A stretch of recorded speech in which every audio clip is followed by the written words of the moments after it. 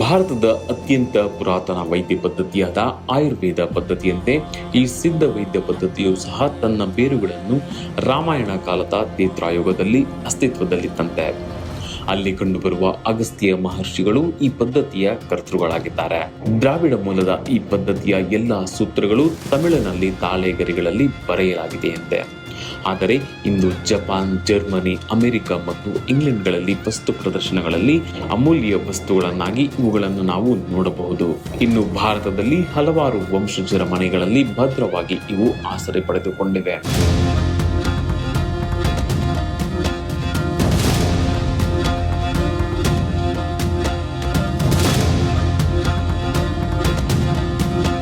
ಸಿದ್ಧರ್ ಅಥವಾ ಸಿದ್ಧರ್ ಎಂದರೆ ಸಿದ್ಧಿಯನ್ನು ಸಾಧಿಸಿದವರು ಎಂದರ್ಥ. ಉನ್ನತ ಮಟ್ಟದ ದೈಹಿಕ ಮತ್ತು ಆಧ್ಯಾತ್ಮಿಕ ಪರಿಪೂರ್ಣತೆ ಅಥವಾ ಜ್ಞಾನೋದಯವನ್ನು ಸಾಧಿಸಿ ಪರಿಪೂರ್ಣಗೊಂಡ ನಿಪುಣರನ್ನು ಇದು ಸೂಚಿಸುತ್ತದೆ ಅಂತ.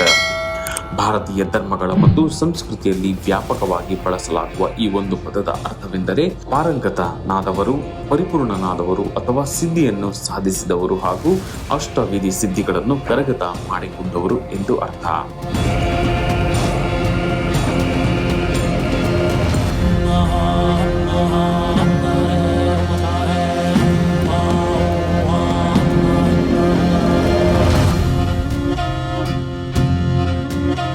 ಅಷ್ಟೇ ಅಲ್ಲದೆ ಆದಿಕಾಲದ ಸಿದ್ಧರು ವಿಜ್ಞಾನ, ಕಲೆ, ತಂತ್ರಜ್ಞಾನ, ಜ್ಯೋತಿಷ್ಯ, ನೃತ್ಯ, ಸಂಗೀತ, ನಾಟಕ, ಪಾಕಶಾಸ್ತ್ರ, ವೈದ್ಯಕೀಯ ಮುಂತಾದ 64 ವಿದ್ಯೆಗಳನ್ನು ಕಲಿತವರಾಗಿದ್ದು ಲೋಕ ಕಲ್ಯಾಣಕ್ಕಾಗಿ ತಮ್ಮ ಈ ಜ್ಞಾನವನ್ನು ವಿನಿಯೋಗಿಸುತ್ತಾ ಜನಸಾಮಾನ್ಯರ ಕಷ್ಟಗಳಿಗೆ ಸ್ಪಂದಿಸುತ್ತಾ ಅವರ ಸಮಸ್ಯೆಗಳಿಗೆ ತಕ್ಕ ಪರಿಹಾರಗಳನ್ನು ಸೂಚಿಸುವವರಾಗಿದ್ದರು. ತಮಿಳುನಾಡಿನ ಮಧುರೈ ಹತ್ತಿರದ ತನಿಪ್ಪಾರೆ ಹಳ್ಳಿಯ ಚತುರಗಿರಿಯ ಗುಹೆಗಳಲ್ಲಿ ಈ ಸಿದ್ಧರು ಅನೇಕ ಶತಮಾನಗಳವರೆಗೆ ಜೀವಿಸುತ್ತಿದ್ದರೆಂಬ ನಂಬಿಕೆಯೂ ಇದೆ.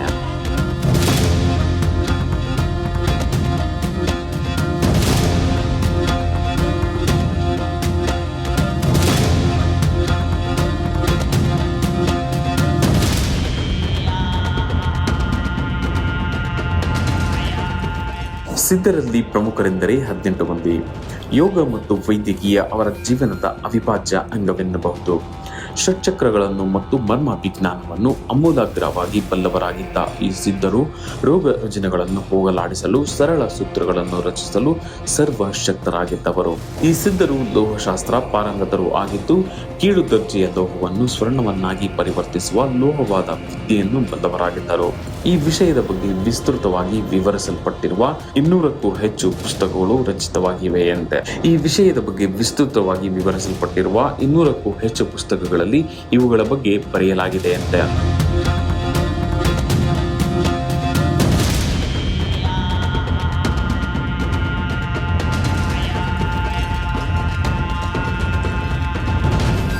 ಈ ಸಿದ್ಧ ವೈದ್ಯದ ತತ್ವಗಳನ್ನು ಗಮನಿಸುವುದಾದರೆ ತಾಂತ್ರಿಕ ಸಿದ್ಧೆಯನ್ನು ಜನ್ಮಜ, ಔಷಧ, ಮಂತ್ರಜ, ತಪೋಜ ಮತ್ತು ಸಮಾಧಿಜವೆಂಬ ಬೇರೆ ಬೇರೆ ಆಯಾಮಗಳಲ್ಲಿ ತರಬೇತಿ ನೀಡಲಾಗುತ್ತಂತೆ.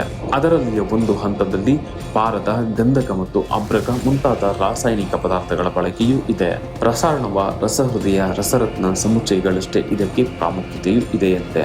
ಸಿದ್ಧ ವೈದ್ಯ ಪದ್ಧತಿಯಲ್ಲೂ ಪಂಚಭೂತ ಸಿದ್ಧಾಂತವನ್ನು ಆಧಾರವಾಗಿಟ್ಟುಕೊಂಡು ವಾದಂ, ಪಿತ್ತಂ ಮತ್ತು ಕಫಂ ಎಂಬ ತ್ರಿದೋಷ ಸಿದ್ಧಾಂತವನ್ನು ಉಯಿರತತ್ತುಕ್ಗಳು ಎಂದು ಪಂಚಭೂತಗಳಿಂದ ರೂಪುಗೊಂಡಿರುವುದನ್ನು ಇವರು ಗಮನಿಸಿರುತ್ತಾರೆ. ಈ 2 ಪದ್ಧತಿಗಳಲ್ಲಿಯೂ ಪ್ರಮುಖವಾದ ವ್ಯತ್ಯಾಸವೇನೆಂದರೆ ಆಯುರ್ವೇದದಲ್ಲಿ ಬಾಲ್ಯದಲ್ಲಿ ಕಫ, ವಯಸ್ಕರಲ್ಲಿ ಪಿತ್ತ ಮತ್ತು ವೃದ್ಧರಲ್ಲಿ ವಾತವು ಪ್ರಾಬಲ್ಯವೆಂದು ಪರಿಗಣಿಸಿದ್ದರೆ ಸಿದ್ಧ ವೈದ್ಯ ಪದ್ಧತಿಯಲ್ಲಿ ಇದಕ್ಕೆ ವ್ಯತಿರಿಕ್ತವಾಗಿ ಬಾಲ್ಯದಲ್ಲಿ ವಾತವು, ವಯಸ್ಕರಲ್ಲಿ ಪಿತ್ತವು, ವೃದ್ಧರಲ್ಲಿ ಕಫದ ಪ್ರಭಾವವಿರುತ್ತದೆ ಎಂದು ನಂಬಲಾಗಿದೆ. ಸಿದ್ಧ ಪದ್ಧತಿಯ ಔಷಧ ಪ್ರಯೋಗದಲ್ಲಿ ಋತುಭೇದವಿಲ್ಲದೆ ಯಾವಾಗಲೂ ಯಥೇಚ್ಛವಾಗಿ ಸಿಗುವುದರಿಂದ ರಾಸಾಯನಿಕ, ಲೋಹ ಮತ್ತು ಖನಿಜಗಳ ಬಳಕೆ ಹೆಚ್ಚು ಒತ್ತು ಕೊಡುತ್ತಾರೆ.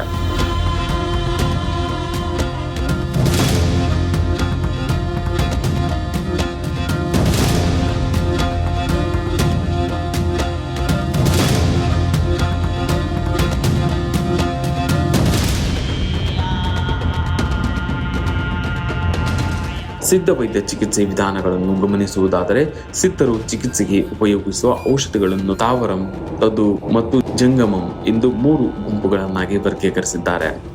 ಸ್ಥಾವರದಲ್ಲಿ ಎಲ್ಲಾ ವಿಧವಾದ ಗಿಡಮೂಲಿಕೆಗಳು ಸೇರಿದ್ದರೆ ತದುವರ್ಗಗಳನ್ನು ಇನ್ನಷ್ಟು ಗುಂಪುಗಳನ್ನಾಗಿಸಿ 25 ವಿಧವಾದ ನೀರಲ್ಲಿ ಕರಗುವ ಉಪ್ಪುಗಳು ಅಥವಾ ಬೆಂಕಿಯಲ್ಲಿ ಆವಿಯಾಗುವ ಉಪ್ಪುಗಳೆಂದು, 64 ವಿಧವಾದ ಕರಗದೆ ಆವಿಯಾಗುವ ಪಾಷಾಣಗಳೆಂದು, ಅದೇ ಗುಣಗಳಿದ್ದರೂ ಕರ್ಮದಲ್ಲಿ ಬೇರೆಯಾದ 7 ವಿಧವಾದ ಉಪಸರಂಗಳನ್ನು, ನೀರಲ್ಲಿ ಕರಗದಿದ್ದರೂ ಬೆಂಕಿಯಲ್ಲಿ ಕರಗುವ ಲೋಹಗಳು, ಮೃದುವಾದ ರಸಂಗಳು ಮತ್ತು ನೀರಲ್ಲಿ ಕರಗದ ಗಂಧಕಂಗಳೆಂದು ಹೀಗೆ ಬೇರೆ ಬೇರೆಯಾಗಿ ವಿಂಗಡಿಸುತ್ತಾರೆ.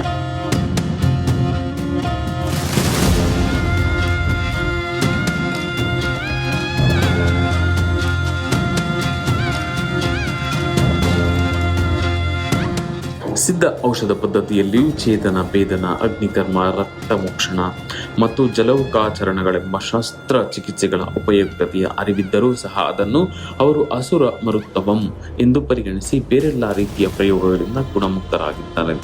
ಬೇರೆಲ್ಲ ರೀತಿಯ ಪ್ರಯೋಗಗಳಿಂದ ಗುಣಮುಕ್ತನಾಗದಿದ್ದ ಪಕ್ಷದಲ್ಲಿ ಅಂತಹ ರೋಗಿಗೆ ಮಾತ್ರ ಈ ಚಿಕಿತ್ಸೆಯನ್ನು ನೀಡಲಾಗುತ್ತಂತೆ. ಇಷ್ಟೆಲ್ಲ ವೈಜ್ಞಾನಿಕ ತಳಹದಿಯುಳ್ಳ ಒಂದು ವೈಜ್ಞಾನಿಕ ಪದ್ಧತಿಯನ್ನು ಪಾಟ್ಯವೈದ್ಯಂ, ನಾಟು ಮருந்து, ಮೂಲಿಗೆ ಮருந்து ಅಂದರೆ ನಾಟಿ ಔಷಧ, ಜಾನಪದ ವೈದ್ಯ ಪದ್ಧತಿ, ಮನೆಮದ್ದು, ಅಜ್ಜಿಮದ್ದು ಎಂದು ಹೀಯಾಳಿಸಿ ಮೂಗು ಮುರಿಯುವ ಜನರು ಅನೇಕರು ಇದ್ದಾರೆ. ಈ ವಿದ್ಯೆಯು ಪರಮೇಶ್ವರನಿಂದ ಪಾರ್ವತಿಗೂ, ನಂದಿಗೂ, ಅನಂತರ ಮುರುಗನಿಗೂ, ಅಲ್ಲಿಂದ ಮಹರ್ಷಿ ಅಗಸ್ತ್ಯರ ಮೂಲಕ ಭೂಲೋಕಕ್ಕೆ ಹರಿದು ಬಂದಿದೆ ಎಂದು ಹೇಳಲಾಗುತ್ತದೆ.